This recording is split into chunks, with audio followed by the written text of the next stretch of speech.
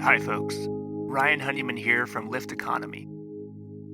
Many folks have come to us over the last 10 years and asked, how do I get more involved in creating an economy that works for the benefit of all life? They also ask, what skills and experiences do I need to help make this transition? So 3 years ago, we created something called the Next Economy MBA to help address this and similar questions. Lift Economy's Next Economy MBA is an online course that's designed for entrepreneurs, aspiring entrepreneurs, students, recent graduates, employees, and folks who want to learn more about transformational next economy strategies and businesses. Join the growing alumni network of nearly 250 alumni who've gone through this program and learned essential skills and hopefully built lifelong relationships for catalyzing businesses in the emergent and regenerative economy. So we encourage you to check out our course. You can go to lifteconomy.com/MBA. The next course, Cohort 7, starts on September 21st, 2021. So once again, go to www.lifteconomy.com/MBA. And now, on with the show.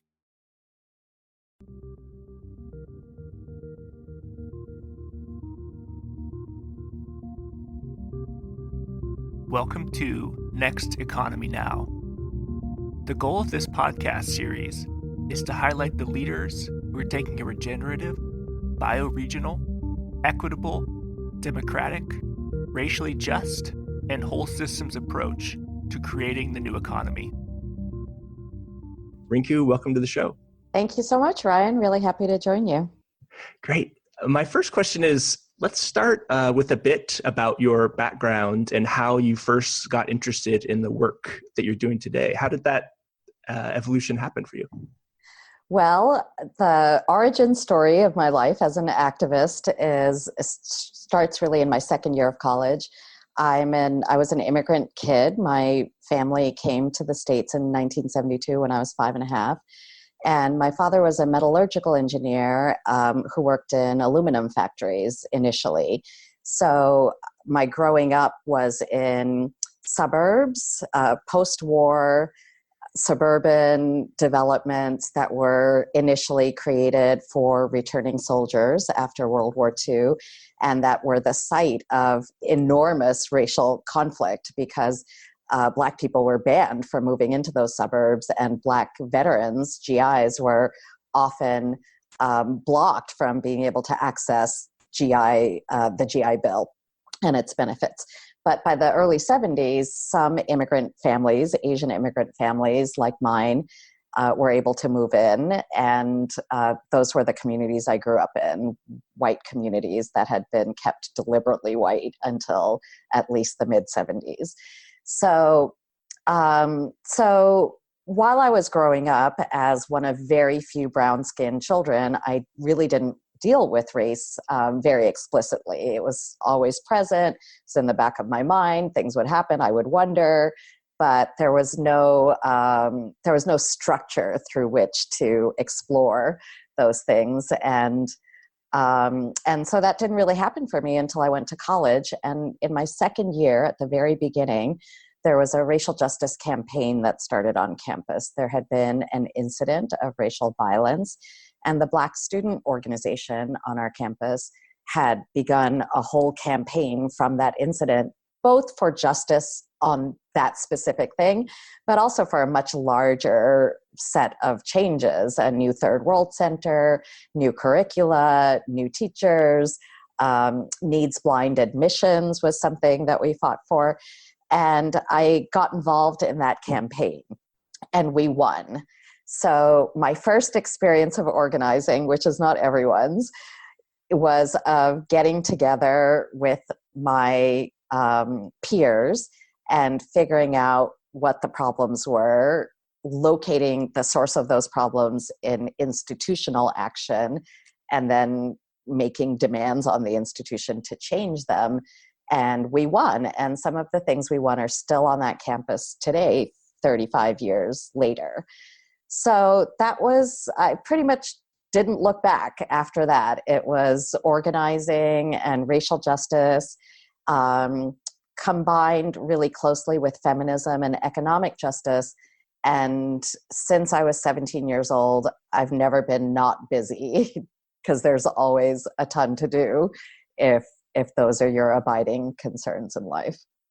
And so so post-college, is that when so talk a little bit, like, what did you start to do once you got into the professional side? Like, what did you? So when I was graduating from college, my options were to become an attorney, which a lot of people were doing, or to go into politics, or, electoral work, to become an English professor, or to go into organizing. And I decided to take an organizing job after I got out of school. And for 12 years, I worked at a training center called the Center for Third World Organizing. And during those 12 years, I trained tons of organizers of color, most of them young, but not exclusively. And I worked on campaigns all around the country. The way that organization worked is that we had a summer program, we'd place interns with campaigns, and the staff would go and work on those campaigns also with the interns.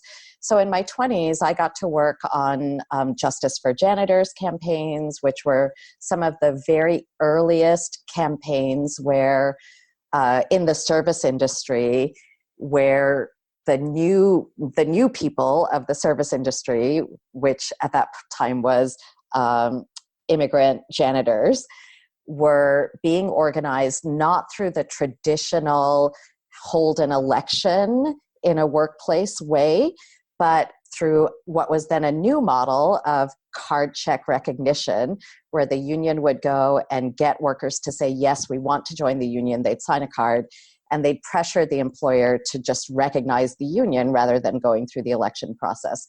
And so our interns were some of the earliest staff on those Justice for Janitors campaigns, and eventually hired by those unions to keep that going.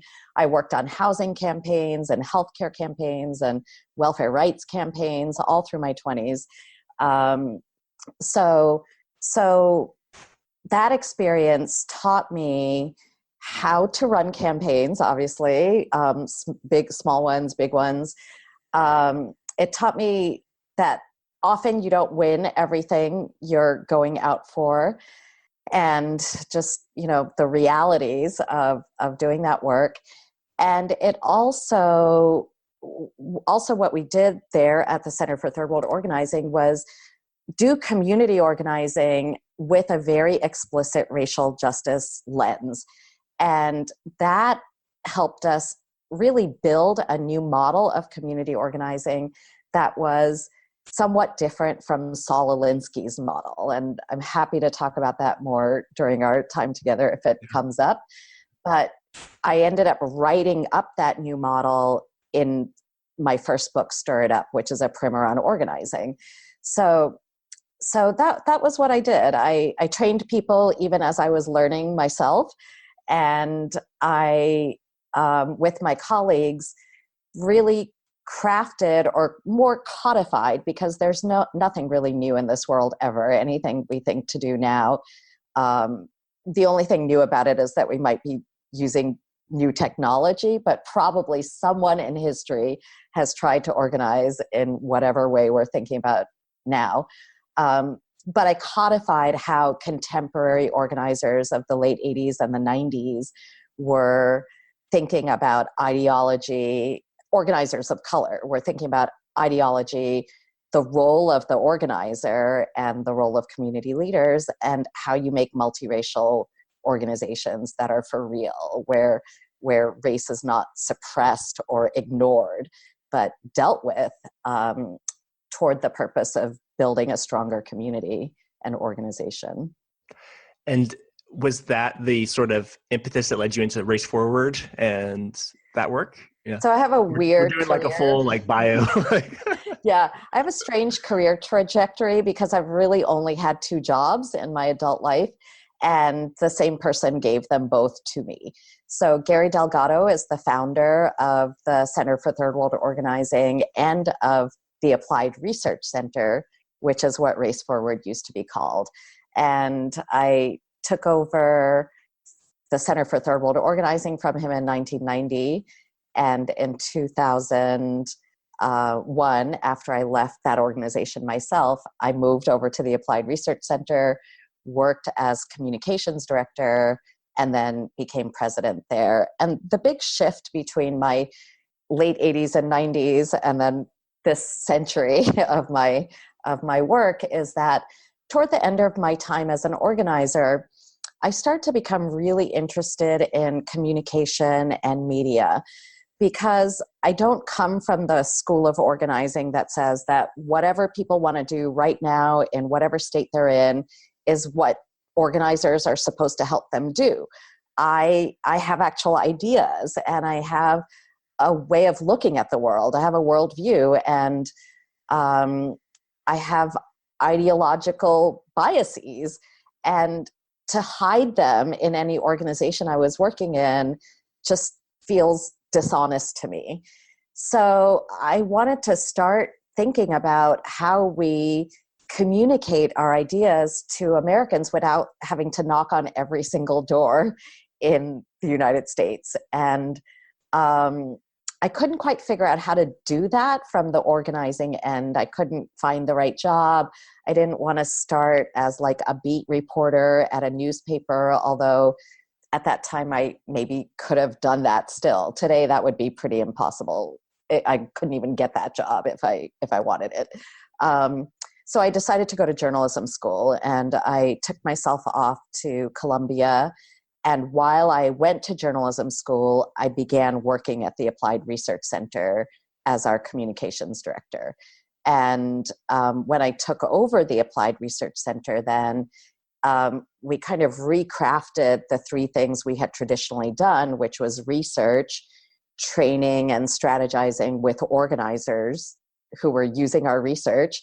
And we were publishing Color Lines as a paper journal 4 times a year then. So we did research and we produced media and we did training, but we, from about 2007 on, we recalibrated those 3 things to actually lead with our media work, try to change the discourse around race in the country, which meant we did less data production and less policy writing and things like that. But that felt like the gap at the time. There were people moving policies, great policies that couldn't get traction. There was tons of data being reported and developed and researched all the time. But the conversation about race was not enabling those things to get fair hearings. So we decided that would be our role, and we'd lead with our media work and draw people into our research and training work from there. And that was really fun, and I did it for another 11 years. And that organization has now pretty much doubled in size because we did a merger, and that's all very exciting. But my life has been running 2 organizations that were both started by the same person, both working on racial justice, both trying to make more space for organizing. Awesome. I have a question about, I love this idea of organizing around racial justice, because that's what I've been trying to do within the B Corp community and the social entrepreneurship community. And one question that's come up is around, like, how do you hold, like Bell Hooks said, the challenge is imperialist, white supremacist, capitalist patriarchy, which I love. Mm-hmm. And so there's sort of this debate of, like, we really want to dismantle white supremacy and look at race, and we don't want to lose track of patriarchy and, like, imperialism and just, like, capitalism itself. How do you sort of, like, and maybe the answer is just, like, try and it's intersectional, and that's just, it's just messy, but, like, how do you hold race without maybe losing the other ones in your experience? Yeah, I think that's a really great question, and one that I and my colleagues have struggled with for a long time. I think it starts with imagining or understanding, kind of really integrating into your head the idea that when you add one lens to something, it doesn't mean that you've wiped out all the other lenses through which you used to look at that thing. So we all have a lens that's kind of more natural to us and that we're used to using. My primary lens is race and gender. They come very closely together. So when I walk into any situation or I read an article or I observe life, I have a very immediate race lens on it and an immediate gender lens on it. I didn't really learn to put a class lens on things until I had my first job. So while I was still in college, I took a break and I went to work at the U.S. Student Association, which was an organization of people from public colleges and universities. And I had grown up middle class and then gone to a private university, Ivy League. And so my colleagues in this public university setting used to, tease me gently, like, call me private school girl, which I had never been. And things like that, and just like give me access to what their lives and their college educations and experiences had been like as working class people who had gone to college. And so, but I didn't like walk into that organization with a fully developed class analysis and lens. I had to add it. And, I didn't develop a good disability lens until I was 40, probably. But my class lens and my gender lens and my disability lens, they don't wipe out my race lens. They just enrich it. So it means that you get a more complex picture of what you're looking at, the more lenses you apply to it. And there may be conflicts, like something might appear that's great for people of color, but not so good for disabled people. Like a good example actually is this question of plastic straws and banning plastic straws. So banning plastic straws is good environmentally. Things that are good environmentally are often good racially because people of color suffer so much from environmental degradation. But the disability community has said, like, we need our plastic straws. We're not going to be able to drink. So you don't want to solve a problem and create a worse one for somebody else. We want to solve problems for everybody. So multiple lenses helps us solve problems for everybody. And the thing to just remember is one doesn't wipe out another. I want to say one more thing about this question, if it's okay. And that is that, different forms of oppression, they all have the same root. They have a root in greed often. They have a root in like dominance and the desire for dominance. They can work differently, race and gender and disability as systems, they work differently, but they have the same root. So it's okay to me to try to connect with an oppression you're not familiar with through an oppression you are familiar with. But the question is, the discipline is that you are actually trying to connect rather than deflect. So when a conversation about race begins to include other things, everybody in the room has to ask themselves, are we connecting here or are we deflecting? And course correct so that you can have your focus on race for as long as you need it, as deep as you need it. And if your focus is on gender, then same principle applies. If you're trying to solve a mostly women's problem, like sexual violence, for example, then there are all kinds of racial dimensions to that. And racial violence might help you understand sexual violence, but you got to keep talking about sexual violence. You can't like suddenly be off into racial terror for hours and days and lose what you started to focus on, unless the whole group decides together that is the correct thing to do, which you might.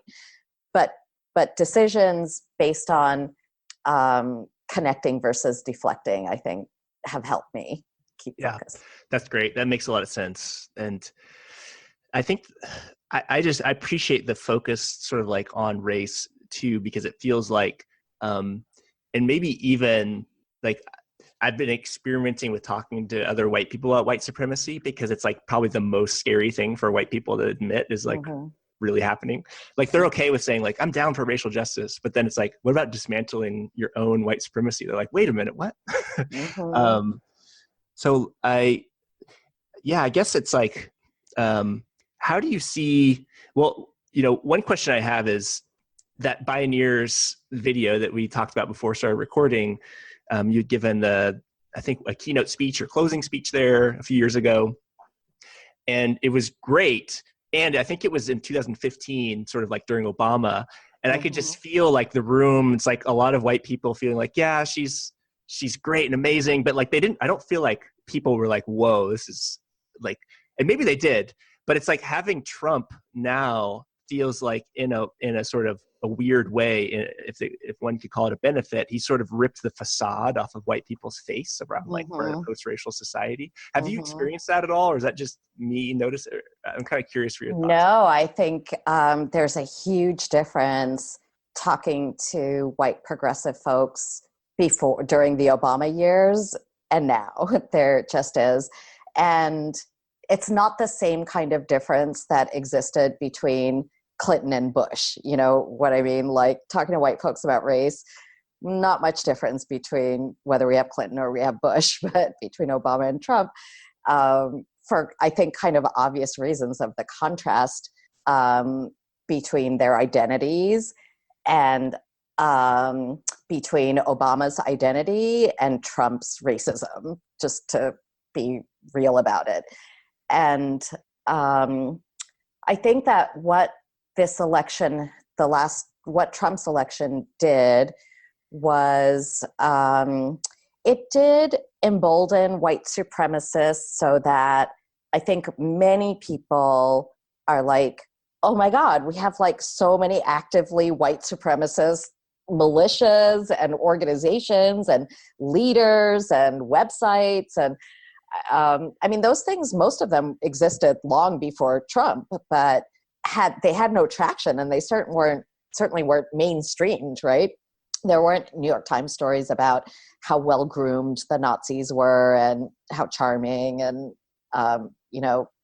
this alt-right business didn't exist yet. So I think that the urgency of racial justice and of naming white supremacy in particular has become really clear. But I think that it's still very confusing for most white people if they don't have consciously white supremacist thoughts like all Black people suck, or all Mexicans, all Latinos in this country are quote unquote illegal. If they don't have actively white supremacist thoughts like that, they've been pretty much thinking they were okay. And I don't know, honestly, Ryan, to tell you if it's easier now or harder to draw the continuum between institutional racism and unconscious racism and this very explicit white supremacist stuff. But I think that more people are wondering if there is one. And there is one. There are studies that start to show us what that is. There is one, but I can understand why white folks are so flummoxed right now. And a lot of the messages they get from anti-racist folks require them to make some very deep conceptual and ideological leaps. And what I always urge is action first. Like if you're trying to make an intervention with somebody, try to get them to do something rather than to agree with an idea. So for me, it's not a prerequisite that people acknowledge that they have racism somewhere in their brains before I can work with them on pretty much anything. I just don't have that litmus test, because my whole life of organizing has taught me that consciousness comes through action, that if it doesn't come through action, it comes through some other means. It's often deeply limited in terms of actually moving you toward action. So take your friend to a rally or a lecture or a movie, or, acquire pen pals together who are incarcerated. Like, try to get your, white friends into actual proximity with people of color and try to get them to do things, and be there for them to talk to them about what is showing up as they're doing those things. And I think you'll make progress. Trying to front load a lot of admit this and recognize this, I just haven't found that to be that effective on pretty much any issue, including this one. Yeah, speaking for me, I think the thing that's really been helpful around white supremacy is just acknowledging sometimes it's not race. It's it is race, and it's these sort of ideas like individualism and meritocracy and sort of objectivity, as if we could be sort of objectively not see race. It's all these things, all these belief systems that are from the Enlightenment handed down through white patriarchal, the result is institutionalized racism for people who don't consciously hold it. I think that's been really helpful talking to people. It's hey, you may not feel like Black people are worth less, but you still believe in individualism and that everyone gets a fair shot in the United States, which is inherently not true and racist. Right. Yeah. It's inherently racist because it's historically racist. That whole idea of individualism and bootstraps and if you work hard, you can make it. It has been legislated to be possible for white people since the beginning of the country, and legislated to be impossible for Black people who are enslaved, Indigenous people who are either killed and then enslaved, or often, if not killed, enslaved, Mexicans who are on their own land and then suddenly they're immigrants and suddenly getting deported. It's Mexican. The immigration history with Mexico is very complicated. I think one of the things that white folks can do actually, and that is important to do, is take a look at their own histories and their own family histories and just chart out the political happenings of the same time. Pick a year, the year your parents got married or bought their first house, or the year somebody went to college, and take a look at what Congress did in that year that might have helped your family. You could probably Google it, bought a house in 1952, what was the legislation? And you'd get the GI Bill and get all sorts of things. So I think, and this is something that someone like you can do, Ryan, who's already really thought this through, is think about ways to tell your own story that reveals those arrangements, those human decisions that made it possible for your family to work as hard as they did, to pass something on to the next generation, to get an education, to get a platform, to get a break on a job. That stuff is so invisible to you when it is legislated for you, and particularly in a country where people don't know a lot about how things get done. How does the trash get picked up off the streets? And what is Social Security? I think that's very powerful storytelling from white folks. And you don't have to talk about Black people or Native Americans about whom you may know nothing. You can just talk about your own set of folks and what they benefited from that others couldn't. I think that's a narrative line that all white folks are equipped for. There's nothing standing in your way to develop that. And that would make a big, big difference in our racial discourse. Yeah, I wrote an article 2 months ago called Let's Talk About White Supremacy. And I sort of charted how the GI Bill had benefited both sides of my family, which I don't think many white people understand, what happened with the GI Bill, how racist it was. Mm-hmm. One thing I wanted to get, have you read the Winners Take All book, Anand Giridharadas? I haven't read all of it yet, but I've read several long reviews, and Yeah. I'm looking forward to reading it. Yeah. I'm kind of curious. I listened to an interview with him, and he was talking about this idea of the megatrend, and where he's like, he's like, Trump has made a lot of progressives feel like we're the resistance. But it's actually like Trump and the white nationalists are the resistance to like the trend, the mega trend. Uh-huh. And it's like over the next 50 to 100 years, like, people of color and women, it's just like who's being born and who's dying is not who the country is currently comprised of. And it was interesting around like, he's like, this mega trend, we have to be careful about sort of circling the wagons around like the woke. And like, because he's sort of like, I feel like there's a lot of people in the middle who are like white, and they're maybe not like progressive, but they're sort of like, they could go either way. Like they could go white nationalist to Trump, or they could be. And so I'm curious, like, what is your thoughts on like do you engage with people who are not quite there, or is it like, how do you really deal with the folks who are like, who maybe don't really agree with full like dismantling white supremacy, but are not like supportive of Trump, but are just sort of like in the middle that could go either way? Like, how do we deal with that segment of people? I'm not curious. I do engage them, and I think so. My thoughts about the mega trend is that the numbers don't lie. So the demographics are going to change. Trump's policies are a bit of a desperate attempt to stop it, but I don't see how that's going to work. Like, even if not another immigrant of color entered this country in the next 25 years, it's still going to shift. So,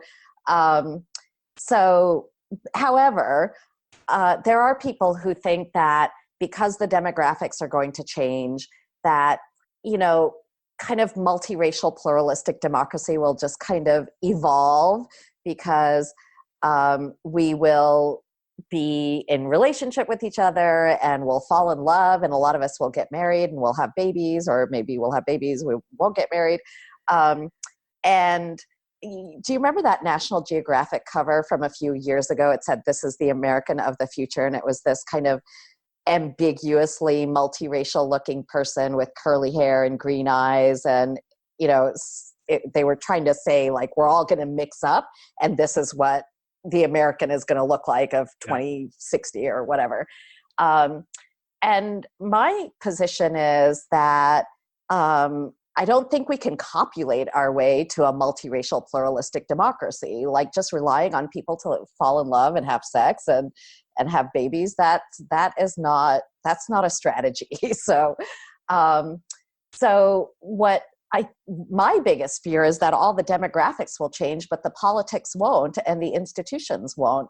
And so what you'll get is a white minority ruling a majority of color, or you'll get a white and Asian near majority, because if those two groups got together, and economically they wield a lot of power, and increasingly politically conservative Asians wield a lot of power as well, then that would be a block that would cut a lot of people of color out of.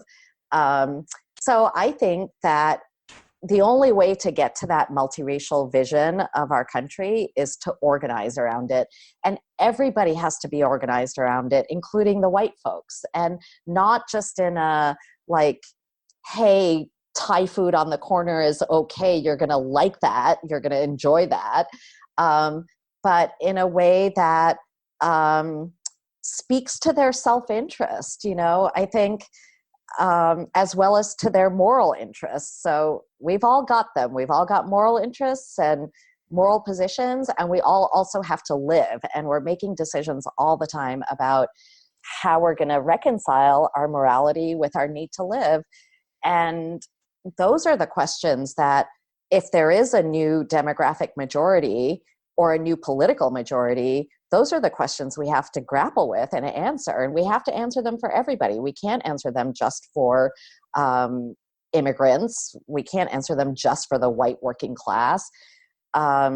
but neither can we ignore immigrants or ignore the white working class. And I know it's hard. Our organizations are really resource poor. You know, if you carve out a constituency, it's everything you can do to just be able to keep doing what that constituency needs. It's very difficult to find the time to like be in common cause with another constituency, or even to think about their strategy. But that's the only way I think we're going to have a movement powerful enough to fight for a truly new set of politics and new economic arrangements. You know, I support the fight for. I support worker organizing, no matter where it's happening, but like at some point we're not going to have these workplaces. Like some point not that far from now, you know, everything's going to be automated. So what can we thought you meant, build? since we're speaking to each other from home, that we're like, oh yeah, that too. Yeah, I was more thinking that when you drive through McDonald's, there won't be a human being there handing you anything. It's all going to be machines, but you'll be able to get your burger, you know. And that is not that's not a totally distant future thing. That's coming pretty soon. So I think that's I can great. stop talking. Yeah. No, it's perfect. You know, what are some of the things that you're most excited about? You know, we've talked about a lot of different areas. Is there anything that's like particularly juicing you right now about like, oh, I'm so excited about this or this potential movement, or what's kind of giving you energy? Yeah, I mean, I am really excited that many of the organizations and individual leaders that I wrote about and Stirred Up, which was a little bit of a survey of women, feminist economic justice organizing around the country, that so many of those people and institutions have matured and are really doing just amazing things. We were talking about the Restaurant Opportunity Centers United, which The Accidental American, my second book, is their origin story. And I wrote it in collaboration with their co-founder, Fekak Mamdou, a Moroccan immigrant who worked in restaurants his whole time in the United States and then became an organizer after September 11th.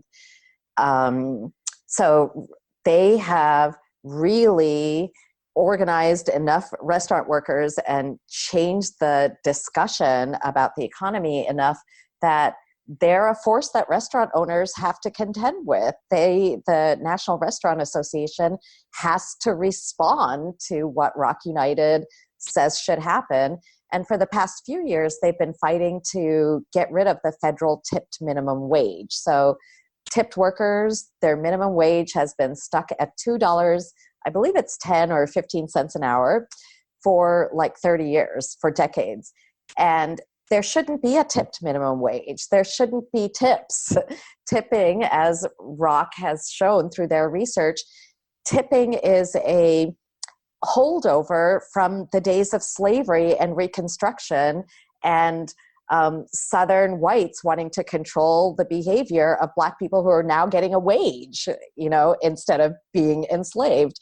So they've been making steady progress on their fight to get rid of tipping and the tipped minimum wage, working through particular cities that have gotten rid of tipping. Seattle, I believe, did that, proving that replacing tips with better wages is better both for the restaurants and for the workers in them, and fighting off the NRA, the Employers Association, and all their fear-mongering about how, you know, the entire industry is going to fall apart if we end tipping. It's not. So I love that work. I'm always inspired by domestic workers organizing. I think they're just amazing. This organizing of workers who are really spread around, not in traditional workplaces, I think that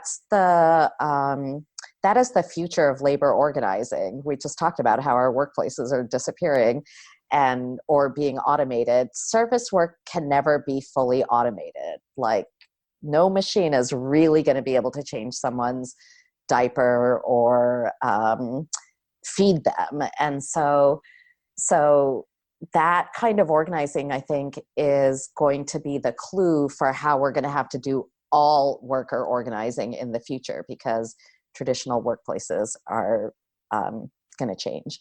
So those are exciting. I am about to start spending a lot of my time in Texas. So I'm very excited about Texas politics. I'm very excited about the organization JOLT and their founder, Cristina Sinsun Ramirez, who also started the Workers' Defense Project in Austin. They are the people who won some of the state's very first worker protections in the construction industry, like water breaks. Can you imagine being a construction worker in Texas and not getting water breaks in the summer and needing to have that legislated? So they did. So Christina has a long and wonderful history, and she's now organizing young Latinos in Texas to assert their politics. And so I'm excited about helping change the state of Texas. Hey, any upcoming books at all for you, or are you sort of?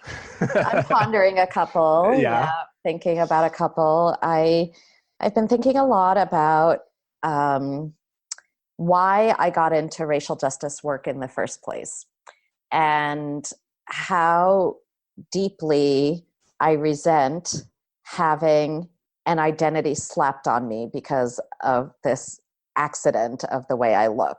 Whether privilege, some of that identity has privilege and some of it is more disadvantaged, but I just resent that so much. And I resent it on behalf of other people. But over the years, working, it's a 35-year career now, your focus ends up being on details of legislation. Is affirmative action good or bad? Is welfare good or bad? How do we prove that it's good? How do we prove it's good for everybody? And all that negotiation and organizational planning has, it's just been a long time since I spent a lot of time thinking about how the essence of a human being is not racial. And so I have been thinking about going back to the beginning, my college years, in particular the 84-85 academic year, where I started organizing and where we won all sorts of good racial things, but also a whole bunch of good gender things, feminist things, and writing a narrative history of identity-based campus organizing in the 80s, where I think a lot of us who got involved did because we didn't want gender or race to determine our own or anybody else's life course. And that's an idea that I think could use a bit of lifting up, and that we could all remind ourselves of, even while we're being vilified by the right wing as identity politics practitioners. Apparently the new right wing word for us is identitarians, which made me think, I thought only the left loved big words. Like, that is a gigantic word. And I thought it was only the left that liked to produce big esoteric Sean Hannity words. one or something. I don't know who came up with it first, but it's what the right wing tweets out about us. The horrible things identitarians do. But most of us who are of a certain age, not boomers and not millennials, we started out wanting human beings not to be bound by stupid stuff. And I'd love to spend some time thinking about how that worked out in my own life, how that played out in my own life. I love it. I'm sure Barrett Kohler is excited for whatever you propose to them. Thank you. Yeah. Maybe in the last one or two questions here, we often ask guests, what do they need right now? And if the listeners can do anything to help you grow this next economy. What do I need right now? Well, so one of the things I've been thinking about is all this stuff around civility and listening and arguments.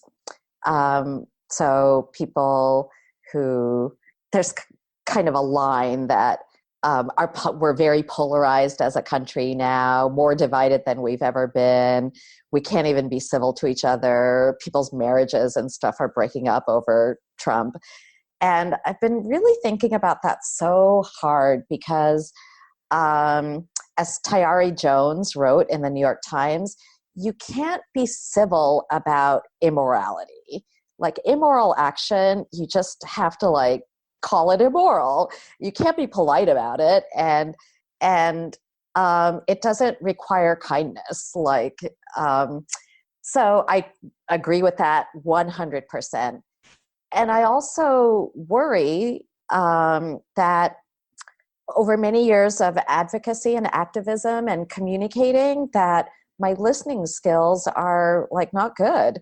That I decide very quickly who I'm going to listen to and who I'm not. And I wonder if sometimes I decide the wrong way. And I wonder if I'm missing something. When I decide the wrong way, am I missing some key piece of understanding that I need in order to do my work, which is to make racial justice?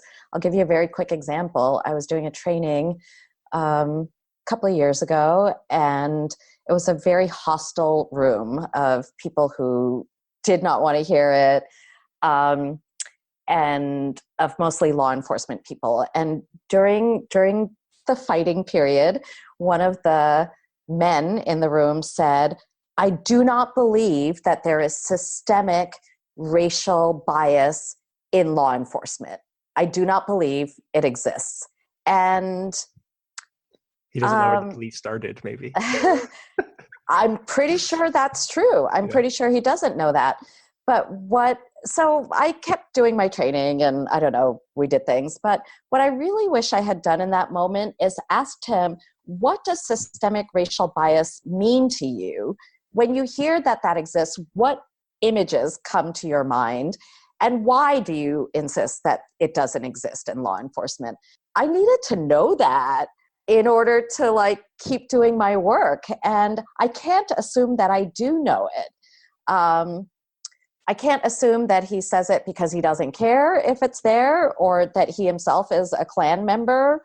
Or I really can't assume anything on the basis of that one sentence, or even the morning of interaction we had. I needed to ask him some questions. And so if your listeners have any tips for me or any experiences they want to share about listening in hard circumstances, I would really love to see those. Oh, that's such a beautiful request. That's awesome. And then how can folks learn more about your work and get in touch with you if they do have the thoughts? The best thing to do is to sign up at rinkusen.com. And if they just go to the site, they'll find a button to sign in. And the great thing about my site is that once you're signed on, you can have access to everything I put up, and you can comment and stuff. But you can also start conversations yourself. You can post an article that you're reading. You can post something that you yourself have written. You can post a reflection. It works very similarly to Facebook, and I will respond. So the best way to keep track of what I'm up to is on that site. And the most consistency you'll get is if you sign up. I love that. I'm just going to make some bad jokes about Facebook too, like tracking your data. Rinku's not doing that. I don't track your data. Nope, I will never share your data. No Russians will ever see your data. And really not even any other Americans will see your data. Well, thank you so much for joining, Rinku. It's been a pleasure. And I hope to maybe have you back again soon. Love to hear, as this sort of evolves. I'd love to keep in touch. Thank you so much, Ryan. That concludes this episode of Next Economy Now, and now on to our mini interview with Doug Bistry, CEO of Clearinghouse CDFI. Okay, welcome, Doug, to this interview series, the Next Economy Now podcast. And for listeners, I think one of the reasons I'm excited about Clearinghouse CDFI is that you're a lot different than other financial institutions. So could you speak a little bit about this idea of growth? There's a lot of folks who feel that, we need to grow to have a big impact on the world. But at the same time, sometimes companies grow too quickly, and then the impact gets watered down because they are actually like losing their original intention. And can you speak about this balance and how you've thought about it at Clearinghouse?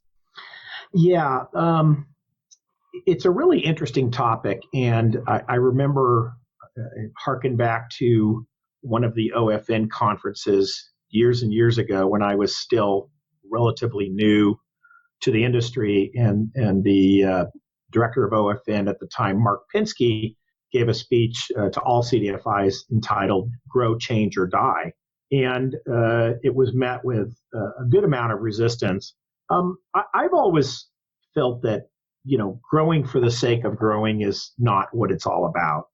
I'm the kind of person that finds it kind of fun to grow and to continue to build. But for us, it's about being able to do more in the community. There was a time where our loan limit was $250,000. And, we thought that was a lot and we could help a lot of groups. Now we've done, we're looking at a $30 million loan right now. And just the sheer volume, the dollar amount, the difference you can make when you're at a size that we're at or another large CDFI is really just remarkable. And, as president CEO now, sometimes I'm a little bit removed from the projects, but, you go out to a grand opening or groundbreaking ceremony and you really realize what our dollars is doing and the lives that it's changing. So to me, growth is about impact. And again, I enjoy watching our company grow. It's inspiring to me. It's something that motivates me. But if it didn't come with an increase in our impact, an increase in helping low and moderate income communities or communities of color, it wouldn't have any meaning to me.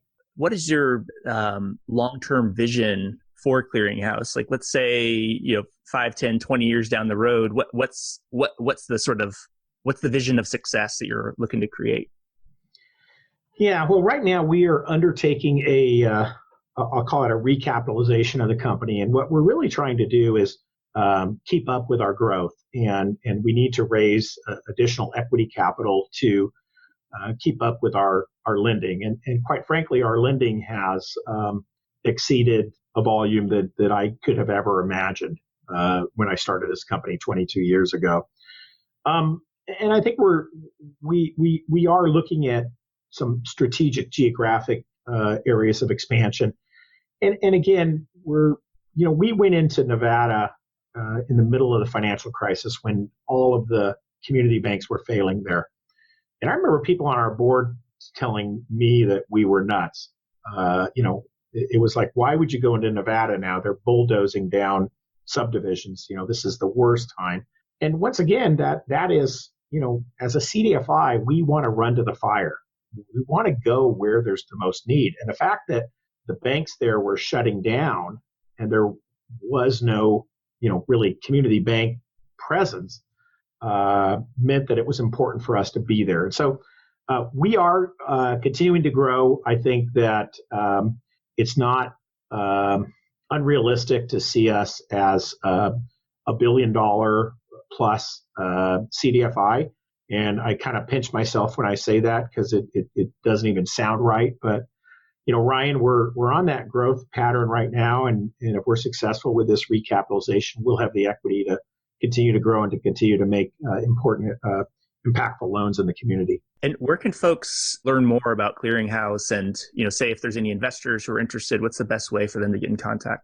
We have a great website that has a ton of information, including our financials. It is www.ccdfi.com. Again, that's ccdfi.com. And a lot of information there. There's contact numbers.